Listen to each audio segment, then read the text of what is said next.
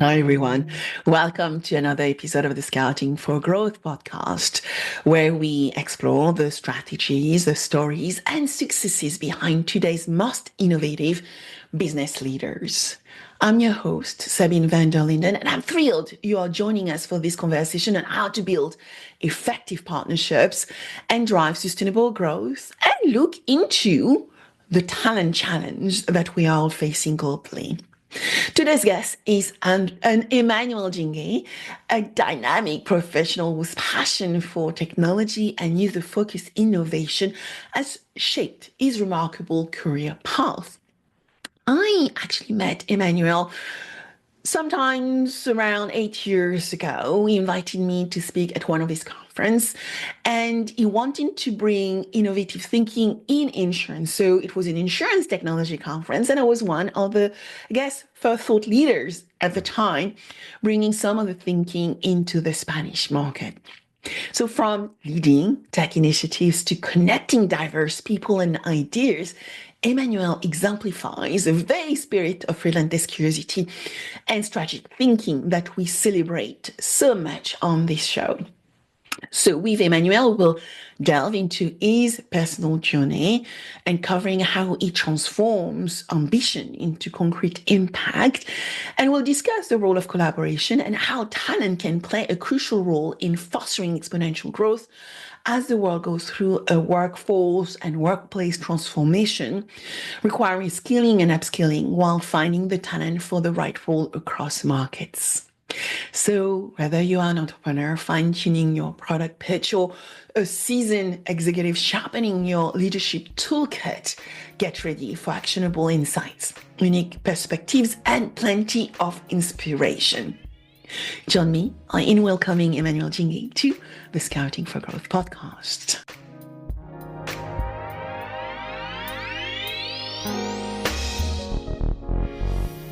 Hi, Emmanuel. Thank you so much for Hi. joining me on Scouting for Growth.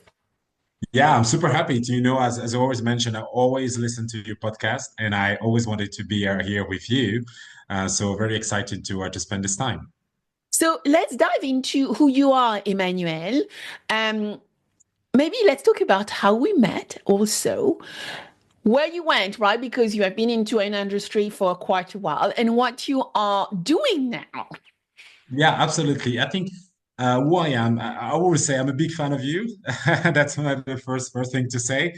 And how we met. I remember back in the days I was organizing conferences in Spain about innovation. And I think at this time, no one was talking about insurtech, but you were the ones talking about insurtech. And I remember organizing this great conference about innovation. And in this conference, I wanted to have an expert, like a global expert, coming to Spain and kind of explain what's going on and etc. And I remember going on LinkedIn and sending you an email and telling to my colleague, guys, I tried to speak to her. I sent her an email. I don't know if he's going to answer. And I think about like 24 hours after I received an email to say, hey, I like what you guys are doing. I'm happy to come. So I think we met on LinkedIn, but then we ended up being together in this great conference about innovation in Spain. That was quite a few years ago. Not that long. We were still Well, here. I think it was Um, probably eight. You don't think yeah, it's that long, but it's probably exactly. 8 years ago. Yeah, exactly. It's about 8, 9 years ago. But effectively, no one at all was talking about insurtech, and you were absolutely one of the first one, at least in Europe, for sure. And look at where it's gone, right? Map free, amazing, Fidelidade, so many insurance company being between Portugal and Spain have embraced Absolutely. innovation, insurance technology full stop, and are leading the way in that area. So what sparkled your innovation, your passion around innovation and technology? Where did that come from? Like I really started my career in insurance. I started working for a broker, and it was already super innovative because the broker I started working with, name is Expat, and this broker was focusing into insuring people coming from other markets, outside of the Spanish market, coming to Spain, living in Spain, like expat people, and they were insuring them. So I already found innovation over there to say, how can I adapt myself to the customers? and by providing them a service in their local languages. And in fact, it sounds simple, but it's very complex behind it. So I started there in my career. Then I moved into LIMRA, what is the kind of the association of life insurance globally. And this is where I started to understand that insurance has a big role to play, especially life insurance. I'm a life insurance guy. So that's why I would be the best advocate for life insurance company. But really what I've saw is like, there's something that has to happen in here because insurance is a product that no one wake up in the morning and want to buy it, but Mhm. it's a product that is super essential, to the society, to the people, right? So the life insurance, which is insurance, money if I die or money if I have an accident, it's very crucial. But the issue is that we need to be able to help people to understand the importance of an insurance, but also we need to make sure that everything that we're offering to the customer has to be simple, has to be attractive, has to be on the right timing. So this is why I started to look into insurance and also the innovation to say, how can we really solve it? How can we bring something that is different? So for me, it's more about the society has a need and how can we help the society to understand this need and being able to buy it. That's why I really jump into the innovation in insurance. So when you look at your career in insurance and you said life, and I guess connect with health, and as you know, health is going into fitness and wellness as well. Has there been one crucial moment, a game-changing moment for you that helped you decide, which project you are going to take advantage of, who you are going to mentor to cement your direction? I think it's even in one moment, I think it's more like a constructions, like building of different moment in their lives and moment in the industry to just realize the importance of what we're doing, right? This is more like when you speak to friends, like I remember even before starting in the industry, I was at the uni and one of my friends explained to me what happened with his dad and what happened to his family because, like, thanks to the fact that his dad had life insurance, that was Mhm. very like yeah, I was already at the uni. So it's the first time I had connection with insurance industry. And then moving towards it, I understand as well that the real issue within, like the health of people is their non-activities. Talking about, wellness. This many started working into there. So all of these little elements make me thought that I think about what can we do? What has to be done, right? So this is why I realized that okay, life insurance is great, but also health insurance is something that has to be done. How do we help people to do better? One thing that I've done, I study behavioral economics to Mhm. understand how people think, how people do things better. How can we help people how can we motivate people to do things? And this will also help me to say, okay, this is if you bring this element into the innovation of the industry, we will be able to improve a lot more the way that people interact with insurance, but also the way that people care about insurance and also take care of themselves, right? So that's the mix of situation that happened when I was a student, situation that I've learned going back to the university to understand the psychology of people that led me into where I am today. So tell us a little bit more then about the psychology of people. Is there, any top tips you can actually give? I would say corporations, because you have worked for corporations, and startups, scale ups around how do they start understanding people better? And I think it is an important question because, when you work in the B2B world, right? You work with corporates and I work with Yeah. startups, so I'm B2B. Sometimes you think you're working with corporation businesses, but you're not. You're working with the people within those businesses and really understanding what triggers them, what, help them do things maybe simpler, better. What would be your top tips around understanding people's behavior? Yeah, I think one of the great things that the corporation I used to work for was a global reinsurance company, and we had a separate team that was focusing on insurance innovation. And this separate team that we had, one of our like great leaders that we had, Richard, it will recognize himself. Richard. Was always saying that insurance is it like there's something that has to be done, and we need to understand the people to be able to do the job that has to be done, right? And one element that he brought on the team is was like everyone on the team had it to train himself into design sprint. So using the design sprint methodology also help us to be, putting ourselves in the foot of the customers, understanding what are the challenges and how we can solve these challenges.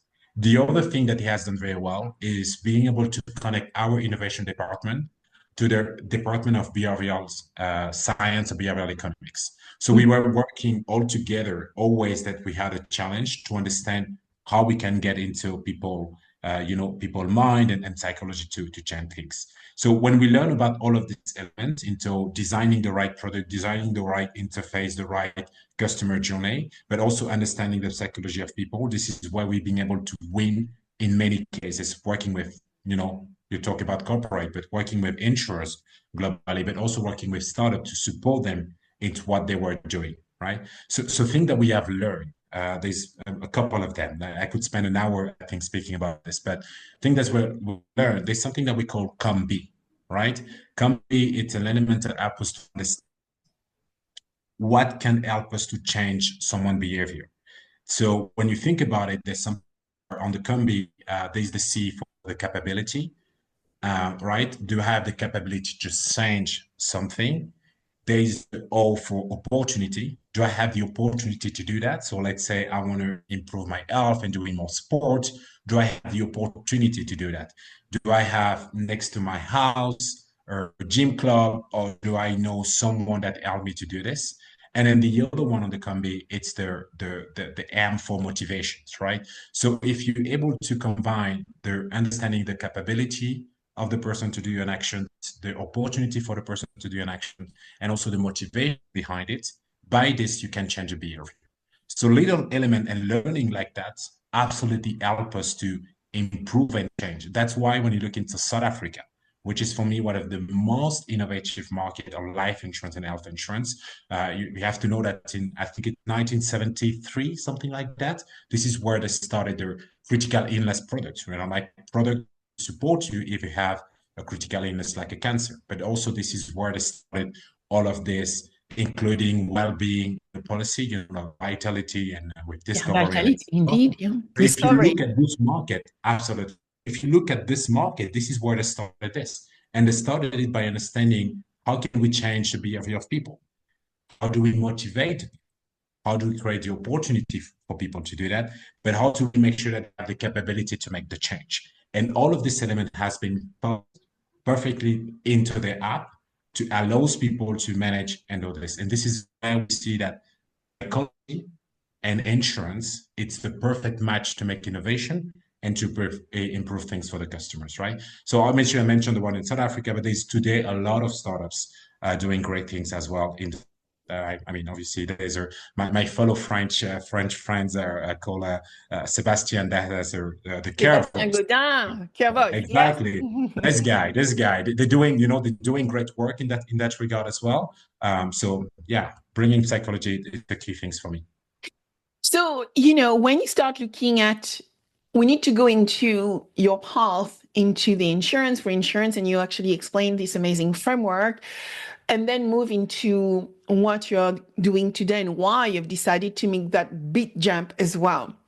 But when you look at the gap between cutting edge technology development and the practical needs of business today, how do we start bridging that gap? Because still today, remember last year, 2024, it was not the greatest investment year for startups, scale ups. Hopefully, it's going to recover this year, cross fingers. But, when the things are tough, everybody just disappear. And so how do we start bridging that gap between technology and really what the market, corporates, customer needs today? I think the first point is that in terms of innovation, and you're talking about investment into startup, for me, it's very important to understand the three type of insurtech player that exist. For me, there is a type that are the integrators, right? The integrators are the one that say, I have a solution, there is a problem, and I want to be integrating my solution into what an insurance company is doing, right? So we just mentioned wellness, the care Mhm. voice. For me, they are integrators, right? They come here to support and they come in to integrate the solution. Some others are going to be there and say, we are the disruptors, right? We want to change everything. We want to cut everything because the things are not working well. We want to change it and make it XYZ. I think there is a place for descriptors, obviously, but I do believe that to be a disruptor, you need to have the financial capability to come in this market, right? You need to have the patience to do that and the understanding of the market. So you will find some players, I would say certainly Alan Insurance in France, that will be kind of a disruptor coming to that. And I don't think a lot of startup in insurtech could be disruptors. I think there's a better way to do things, and that certainly be an integrators. I think we can have maybe in each market one, maybe two disruptors. But the issue is that what we've seen is that too many people arrived to the market and wanted to play the disruptor roles. And I think only one or two players could be doing this and winning, right? Yeah. And then the other one is the collaborator, the one that comes and say, I want to be, touching base with you and try to improve what's going on. So it's really between like integrators and external. This one I would think of this one more like some embedded insurance that come to say, let's collaborate together because I have access to this pool of companies and I want you to like to connect with me and go together to make some things happen. So I do believe in terms of innovation and insurance. If the players were coming saying that we want to be integrators, we want to be collaborators, this is the best way to go further and provide value, right? The other one, I think, is just only one or two seats, as I mentioned, into each market. And too many people try to be the disruptors. Unfortunately, I believe that in insurance, David is not going to win against Goliath. And even saying that, if you look at Alan has received so much funding and there's so much a great vision as well behind it that allowed them, for me, they're not even David anymore, right? Because they went into getting the license, they went very further into this, but the one that tried to play and go against Goliath without really putting all of the capital and in energy and the vision behind it, we just see that it just doesn't work. I won't say names, but we all know the cemetery of startup that we've seen that were trying to change everything in insurance. Yeah, I remember, in 2015, the conversation we're having, which was around disruption, Anderson always Sequoia investing in technology startup within insurance to actually start disrupting the business model. And, we all wanted to believe there was an opportunity there, but quickly realized at the end of the day, shifting that business model is going to be impossible because highly regulated 350 years organization, it's unlikely a small David is going to disrupt them. But what they could do is definitely take some market share by providing and developing more interesting products and services for their customer base. And quickly, I think we moved to a conversation which is more of a collaborative and partnership-led conversation. And you already mentioned embedded insurance. It's, I think, a 15 trillion market estimate nowadays, which is literally embedding insurance within another distribution channels or another proposition. Could be in automotive, it could be in retail, it could be in fashion. One click button and you start buying a product. And I remember in 2015, some of my startup started building those one buttons proposition, embedding them into various distribution channel. And then it took, remember, up to the end of COVID, where the word embedded insurance finally was accepted within the industry. And then the realization is, no one really wants to buy insurance. So therefore, how to make it easier to educate people and make it relevant at the point of purchase with the right terms and also the right contracts, because insurance is all about contracts, and also with the right service, getting your money back is not that difficult. So I would like to go into that conversation around collaboration and partnership, right? When you start looking at that market, what are your top recommendations in order to foster strong partnership to drive growth amongst maybe Goliaths and Davids, big companies and small ones?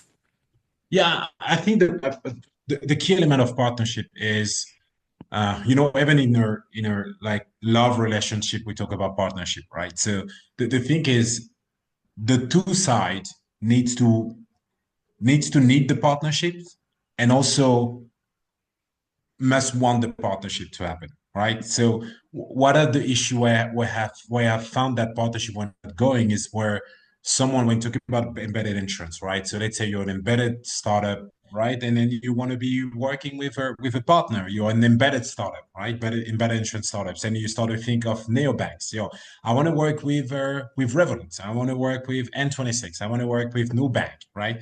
So you started going there, building your product, and you convince the person. You convince the person that say, yeah, why not doing something? But maybe it's not the right time for them, Hmm. right? Maybe it's not the right product for them. When is so there's many things that you need to understand to make a great partnership and collaboration is all of the checking every single details. I remember, like with my previous company, I kind of have a framework to understand what do we mean by partnerships, how do we make the collaboration, what are the red flags, what is the yes and no that comes there. So you need to ask to your partner, do you have people in your team that's going to be there to do the partnership, or is only you, right?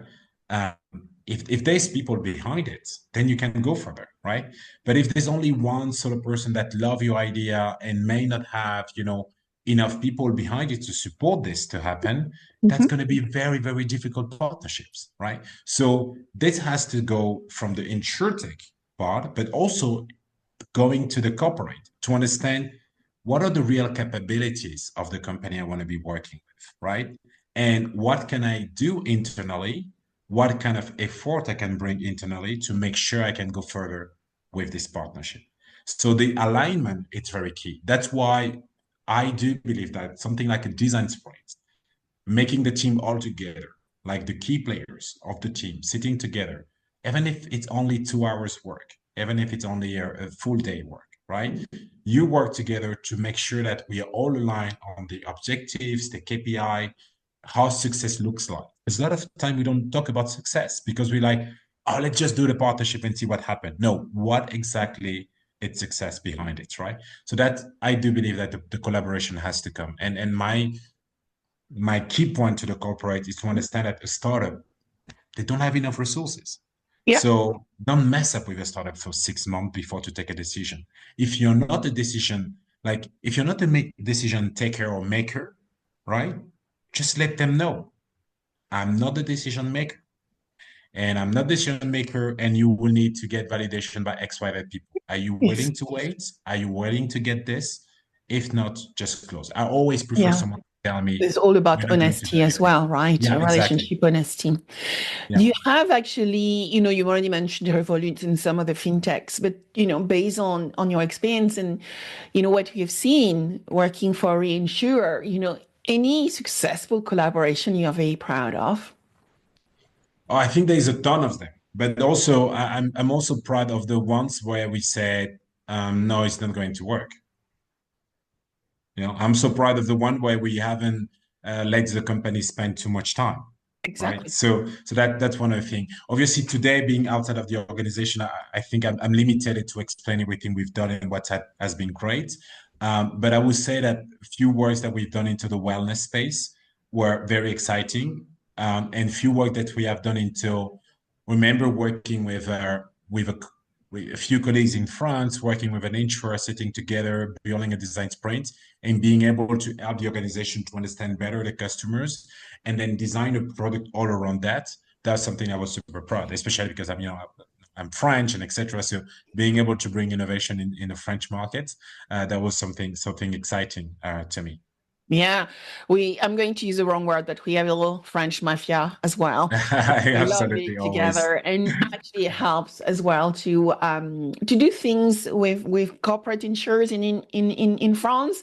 But at the end of the day, language is very important. So tell us about your new project, right? You have been working, and we met as you were building a relationship within the event space, bringing innovation into the Spanish market. Then you work for a leading reinsurer in the life and health space. Now you're doing something new. Tell us about what you're doing and why you're doing it and what problems you're trying to solve. So today I move into the human connection, right? Connecting human to humans is what we say. It's really about the talent space where I am today. So it's super funny. And sometimes like, okay, guys, I remember when I started doing the startup that I'm doing, the name is Catch. And what we do is that we have a collaborative network of freelance recruiters and human resources experts where we allows organization to kind of come to our collective and our network, being able to support the organization with whatever challenge that they have in recruitment. So it could be like an organization come to us and say, I need a new software engineer. Can you support me with this? So what we're going to do is find in our network who is the best person to help this organization in this industry to find the right talent that they're looking for. It could also be like working with you startup today that say, we don't have an HR department. Do you have an expert that can spend 6 months with us, helping us to build a department and improving our processes and recruiting the people that we need to recruit because we just raised X amount of money? We also bring this person, we kind of embed it into the team and they Good. spend time together. So when I decide to do something like that, it's really because I realized that, and I think a lot of people know that, but I realized that the key element of an organization is their people, right? So the difference between a great insurer and a bad insurer is not so much on the product, is not so much on efficiency and etc. It's Mhm. really on the people that making it great, right? And the people that making the company. So I understood that if I need to do more innovation, if I need to change things and bring something different, why not helping people to solve this issue?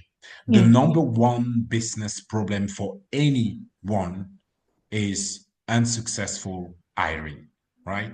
You don't have the right people, you make a mistake there, and it's a big damage, right? Sometimes in your organization, obviously, like if you recruit the wrong people, that you almost don't feel it because you're too big.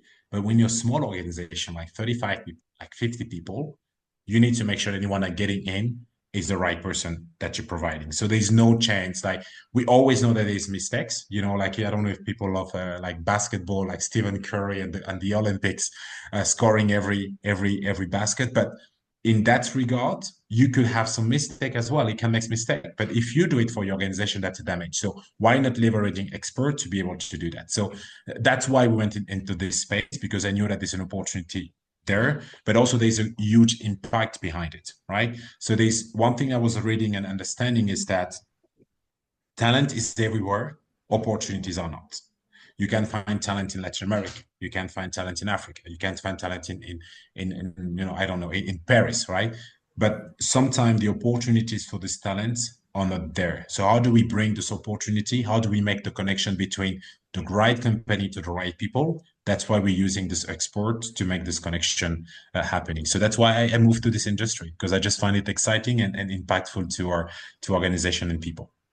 Yeah, I think it's an interesting move. And I think one thing I also realized when I went into the entrepreneurship and startup world is different markets are different type of talent. And as you said, it's about bringing that talent to the right opportunity. And bad, hire often, is related to mismatching capability, strengths to what the business needs to do. And when that happens, it's very uncomfortable because businesses need to grow.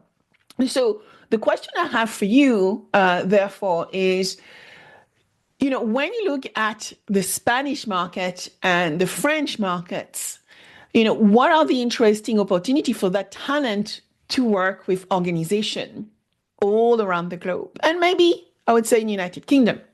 So listen, when I see this, what I believe, as I mentioned before, like opportunity are very not everywhere, right? But we do see the talent everywhere. So we need only to understand that to be a competitive company, we need to have access to the talent wherever they are, right? The good example I like to say is like if you look at a company like Nike, Nike is able to find athletes wherever they are. Nike, they have athletes in Spain, or in Kenya, in Guatemala, wherever they are. So I think for organization is the same.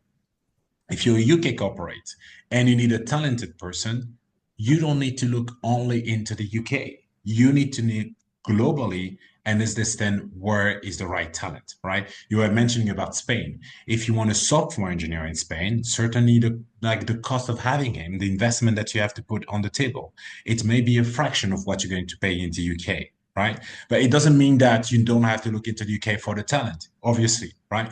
But if you understand the dynamic and saying that what I care about is the right talent at the right position, don't limit yourself into only local search, because they're looking outside, provide you more, diversity, more culture, understanding other things, but also obviously there's a financial a point there, because the investment is going to be less to have the same level of talent. So that's why I do believe that there's an opportunity for companies to be able to look more globally when they're talking about talent. And so scaling innovation, a lot of organizations talk about, putting proposition to market, growing those propositions, scaling those propositions. So, as company grow, innovate, and scale, what do you see is most important to maintain culture of creativity within those large structure and probably younger one, right? Startup become scale-ups. What would be your recommendations? Yeah, I think about scaling. The key point for me is the understanding very quickly where you want to go and how far you want to go, right? To be able to scale properly and not getting crazy about it. Because sometimes I have seen startup like going crazy into the market, not knowing why, what is the reason, like where you want to go there, right?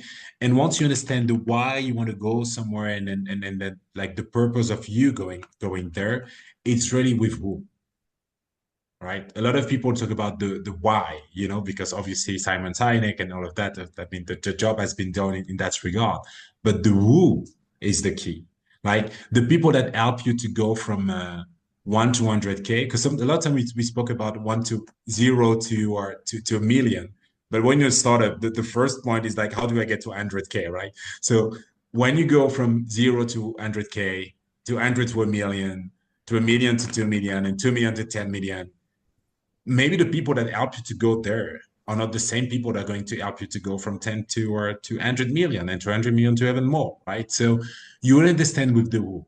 So you're scaling, that's fine, but create a plan, a people plan, to understand who is going to help me going there, Yeah. right? For users, for example, doing a lot of advisory to startup, right? Certainly, there's stage where you are the best person to support them, and there's stage where you are might not be the right person, and then there's the stage where you are again the right person to support them, because of the vision and because of the people that they have in the organization. Because there's a moment where the leaders of the organization are the right one to work with you, and you're Hmm. the right one to support them. And this has happened also for the organization inside. So if you're starting a business 0 to 100K, does it make sense to have a senior executive that come from XYZ organization being there with you? Maybe, but most probably it doesn't make sense, because you're in a moment where everything has to be done by yourself, right? Correct. Yeah. Everything has to be done in a certain way. I have advice to a lot of people and startup, and also obviously to myself today being a startup, is that you don't need to recruit salespeople, depending what you do as a business, obviously, and until you really, really understand the sales Sales cycle, cycle. because you need to discover the issue. You need to understand what's going on, right? So my things about the scaling point is really about what is my vision and why I want to scale, where I want to go in my scaling, and with who I have to do and go into my scaling. If I find the who, this is where there's a perfect match. Yeah. And so, you actually mentioned already, when you are small, you need to use a resource properly. When you scale, you may not actually have the same people. Those are, for me, some of the items in your organization you need to be aware of. What are usually for you the common scale up roadblocks you see out there? Yeah, well, on that point, I think where I see point where I would say startup are doing well and going on the right way is once again where they have been able to set together as a team, and they have designed the right point to go, right? Uh, the dispersions never help, right? Going to too many different roads and too many paths. Mm-hmm. And especially because you know that when you arrive to the certain point, that's maybe after 5 years or maybe 6 years.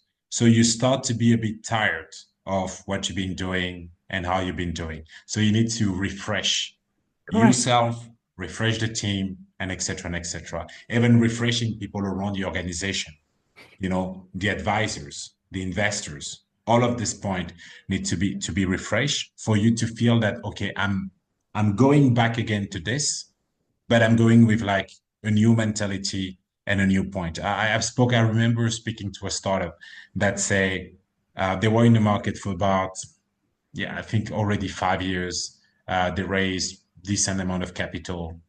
And at one point, they decide to sell the company. And I was like, why did you sell the company? Because I understand that at this point you were starting to scale. They say we just felt that we didn't have the energy anymore, even if we understood our product market fit and if we understood our scaling point, we really hit the right moment and the right elements, but we didn't have the right energy anymore. So the energy that you're gonna bring is also very, Mm. very much important. Then obviously we can talk about like more technically speaking, which is how do I improve my brand? How do I improve my company sales cycles? How do I bring more investment to do X, Y, Z? How do I do to a new market to be able to attract this new market? Like, what are the key things for me to go from market A to market B? What do I have to do? We can talk about all of this, but the key point for me is the refreshment, let's say, of the team. Yeah. And, that refreshment of the team and also realizing that, people get tired, right? To do exactly the same thing. I think it's very important also for the market and for individuals to realize it's okay to have a break. Right. Startup life is sometimes a very lonely life, and being drained and burning out actually is not uncommon. And so it's very important to understand it's okay to restart and it's okay to feel that we're in a dip and we need to come out of it, which goes to me into, and you already mentioned it, right? Startup having their advisors, startup having their mentors. How do you see the value of mentorship programming? And partly when you start looking at the newest, younger generation, we have a major challenge around talent, I think, right now across the world, where Gen Zs sees work in very specific ways. Old generation, like me, see work in very different way. We have to work like slaves to be where we are. So we have this misunderstanding often of what works mean. And so two questions, I guess, as part of that question is, what is the life of the Gen Z and how do Gen Z get to, work with younger generation, but younger organizations rather than generations, but also big companies? And second, how do we mentor people more effectively and provide them with the practical tips to help them, emerge as talent within their own sector, industry, their own field? Yeah, I like that you asked the question about the Gen Z. Let me tell you something that we're doing in Spain with Catch. So when building Catch, where obviously you have to make market research and looking at numbers and etc. One number that we've seen is that 28% of people between 16 and 26 years old in Spain are unemployed. And we were like, oh, this is a big number. Let's look into Europe. And Spain was absolutely leading this way. So one thing we created, this is absolutely a social product called Start on Monday, which is saying to the young people, we're going to help you to start on Monday and find the right job on Monday, right? And do something. So we partner with a student card. We have access to 200,000 students in Spain. We are working with 15 organizations that signed our pledge to support this, to help this Gen Z generations to find jobs and being there. And then the other thing that we've done is like, okay, this is a digital play. How can we do something more? So we're leveraging the platform of Catch to be able to bring the jobs in and then share the jobs with people. The other thing is say, okay, let's make events. Let's be sitting with the Gen Z and understanding what they have in mind. So we've done it. and we start speaking to them. Okay, what's going on? What exactly you want at the workspace? And the key point that was very crazy is that a lot of people believe that the Gen Z want to be working remote and at home, and that's not true. They want to be having the right people next to them. They want to go to the office because in fact that being in the office is the social moment where they can have other people like them and spending time with people like them. This Mhm. is the moment where they are not on TikTok. This is the moment where they are not on social media. This is the moment where they have, access to real people. So most of them are not like caring so much about being at home and working. And especially because a lot of them, if they are at home, it's because they're just in their room or it's because they are in maybe a small apartment sharing with other friends. So they would prefer to be at the office. So this is the first point. That people want to be at the office. Second point is that obviously they want things to go fast because this is how they see. Like they want to start a career, work on a project, and moving somewhere else. So that's why we see a lot of freelancing getting over there, where people like think of if I get in this organization, I don't mind the organization name, right? I don't mind my title. I mind about the project that I'm going to do. So they're like more project-based people. Yeah. So if you're an organization, it's more about like, hey, let's say the person name is, I don't know, Clara. Hey, Clara, you have a project with us. We are XYZ organization, but you are here to make project A to work this way. So Clara wants to work on the project A and then move to the project B, right? So that's I think this is a shift that we're going to see is that people were going into organization because of the organization name, but today people are moving into the organization because of the project, because or thanks to the project that you're providing to them. So they are more like project led than anything else, right? Then in terms of mentorship that you were mentioning here, Yes. I think we need to talk about reverse mentorship as well. How do we help the other generation to be also like working together at the office? And I do think that the 101 is always the right answer for any issues that we have. Sometimes we try to make things too complex. Complex. On the mentorship, it's super easy to simply say, on Thursday, there's an opportunity at the office to pick up any of the senior people and to have conversation with them for half an hour. You can do that. Easy. I think a lot of big organization and the one I've been working with, I've learned from the reverse mentorship where Yeah. executives would welcome younger people, Gen Zs, I would say in Lloyd's of London, the young talent, to Yeah. give them advice. And I know one company has actually used that young talent opportunity to actually give a committee of, under 35, one board seat on their board to bring fresh idea to a very stale, I would say, executive board who actually needed new ideas.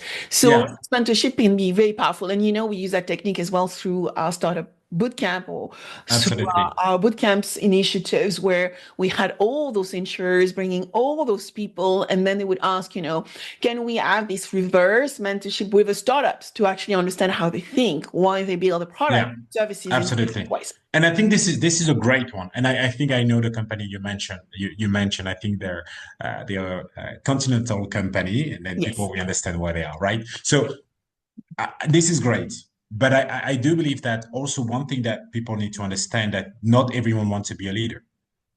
So the issue with this is, and that's also me using it a lot of time, but a lot of time people talk about, oh, the young leadership, whatever, or the young leadership committee.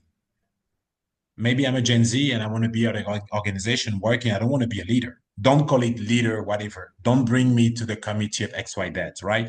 It's So true. I think people just want to have the connection and the natural conversation with people and understanding that they are in a safe place to ask some questions. Because sometimes we don't realize, but there's some stupid question that we want to be asking when you start it.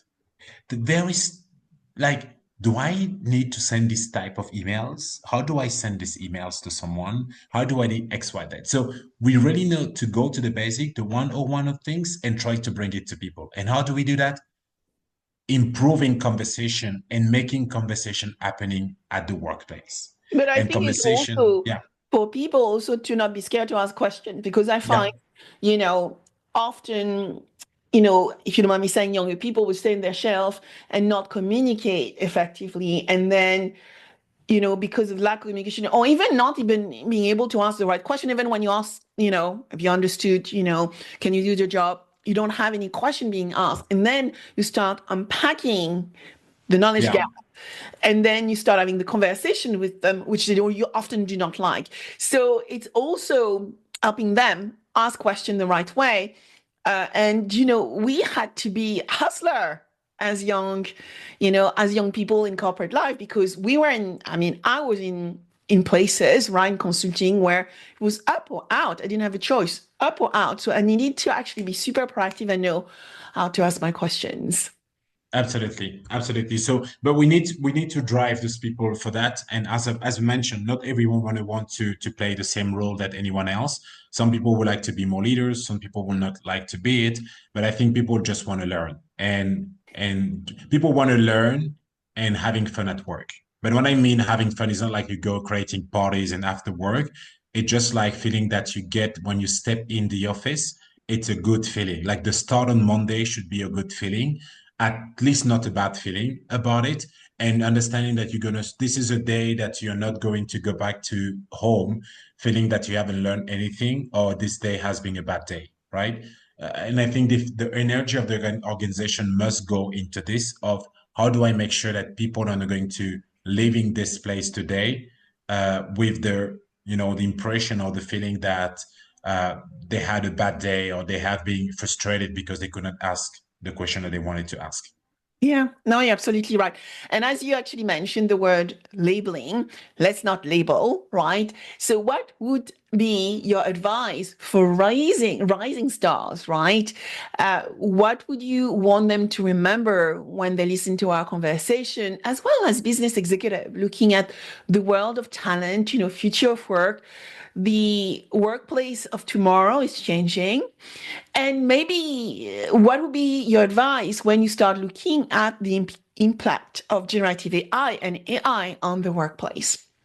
I think we have, what I would say to everyone is that we absolutely have the, I would say that um, people need to be conscious that it is absolutely in our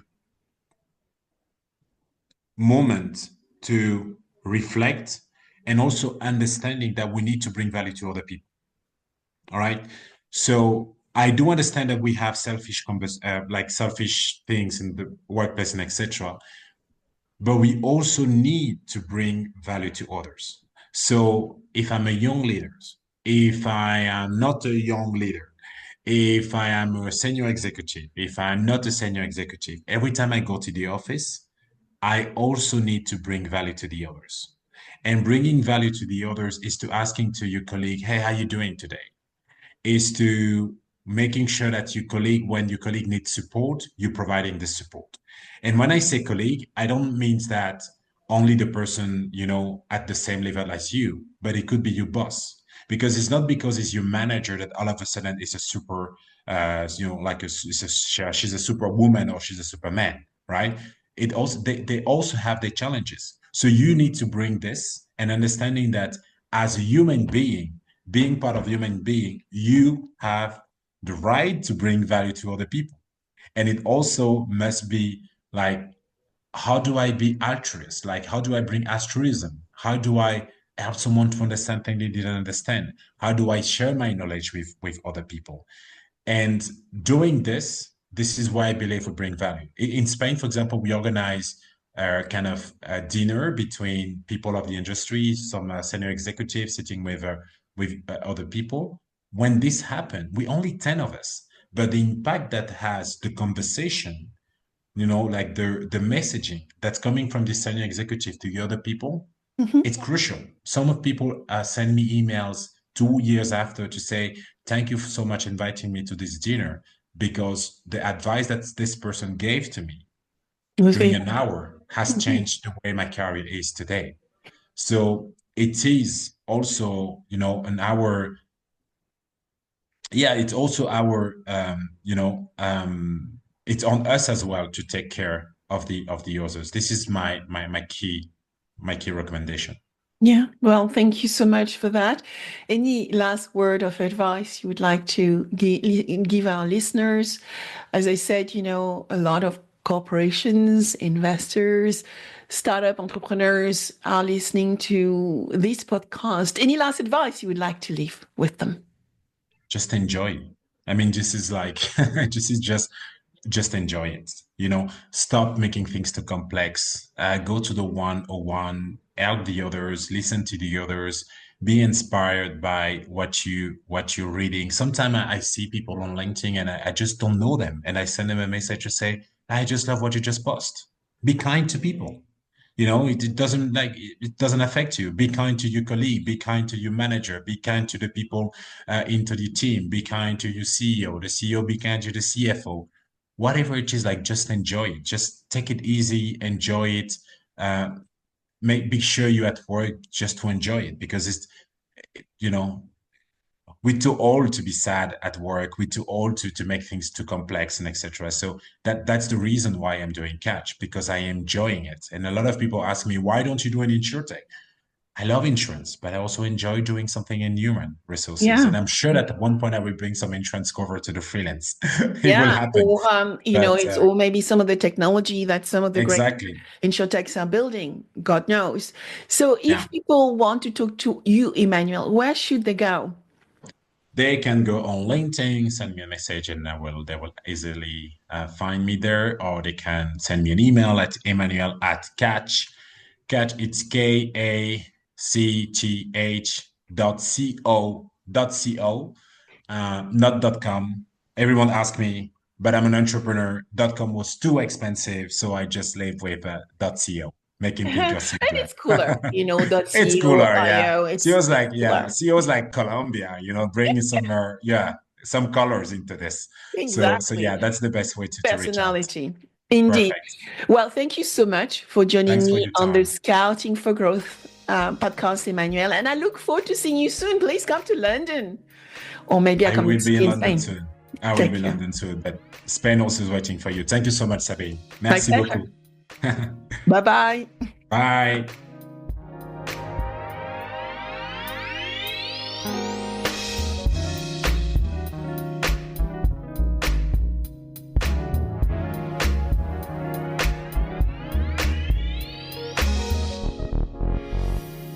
I hope you enjoyed this episode of Scouting for Growth. Please subscribe, share with friends, and leave a 5-star rating. Your rating is so valuable. I review all of them, and my team help me adapt content to meet your needs. Also, connect with me on my preferred channels. I am a B2B growth expert, so you will find me on LinkedIn, Instagram, and Threads, and X as well as Blue Sky. All information available below. Until next, keep scouting for growth.